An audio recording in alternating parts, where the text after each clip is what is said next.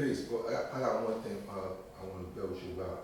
And you mentioned you ought to know, we're about to have parliaments, well, a parliament thing, right? And mentioned about tearing down the stage, right? Now that stage, I put money into that stage. Now I know it's not in the best That was a thought, that wasn't law.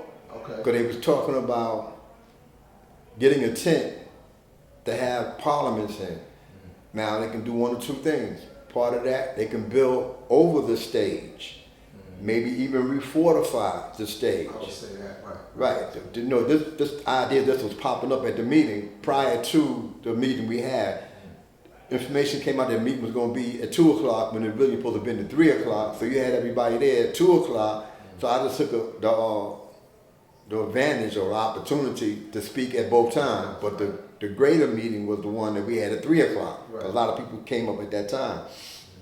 But the objective was to, if we decide to do it, there was somebody cutting a tree down in the backyard and this, that, and the third, and messing up the fence.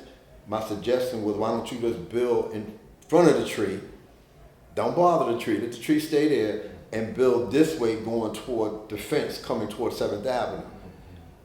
Part of it was to eliminate the stage, but then that was only part of it. The other side, we can build around the stage and refortify it.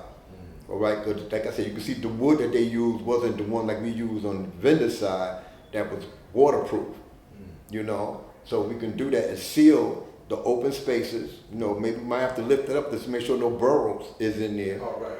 You know, make sure we can lift it up, make sure no burrows is in there.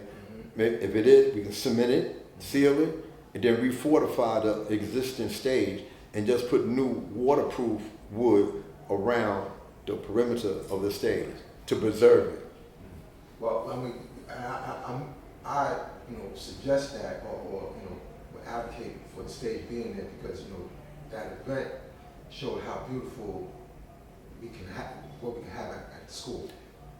That event did do that Right. on one side. On one side, I mean, of course we had the you got other part, right? Right. Where what was it? But I'm just saying like the opportunity of like having a community, concerts or that can play, and this all falls into us striving to get the tent.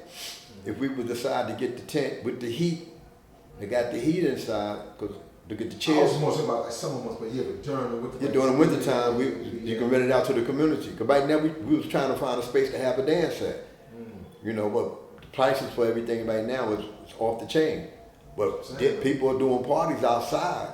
Right. So that could be a venue that could be hooked up nice, fix the lawn up. That's in the plans to fix the grass for next year's show and prove.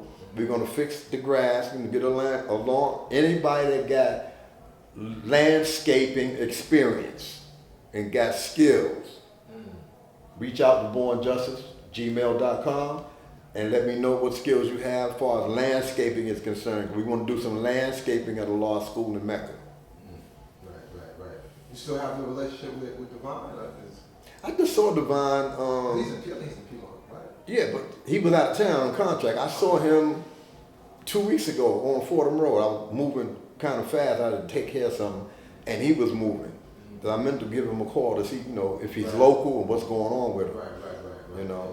Matter of fact, now that you said it, I'll give him a call later to see, what's up with him. Right. Because he ain't been around. He's been busy. Right. But he's somebody who qualifies. Definitely. For landscaping. When I used to work in Co-op City, that's when I first met him, before he started coming down to the school. Okay. When you go to Co-op City? Oh, man. 2002? Okay, that's early. Yeah, 2002. Okay. Because I think I came back here because I got suspended here because my work performance was bad. And I came back in 2004. Okay. So I got a job in Co-op City, plastering and painting and things of that nature. I hung out with a bunch of Dominican brothers, and they helped me get my craft back. Okay. I learned certain things like the donut. I ain't know nothing about the donut. Those that's in the maintenance business, to put the compound on the sheetrock, and you spin it around and open up the hole where you got this right here. This is the donut. This is the compound, This is an open space. You put water in there, and you put the plaster in the water, and you take a little bit of compound that you need, mix it up, put it on the slab, and go ahead and do what you got to do. So I learned that about the donut. Right. So 2002, because I rest in that area as well. But at that time I was in Medina. Yeah, I forgot the building that I used to work at, but that's where I met Divine at.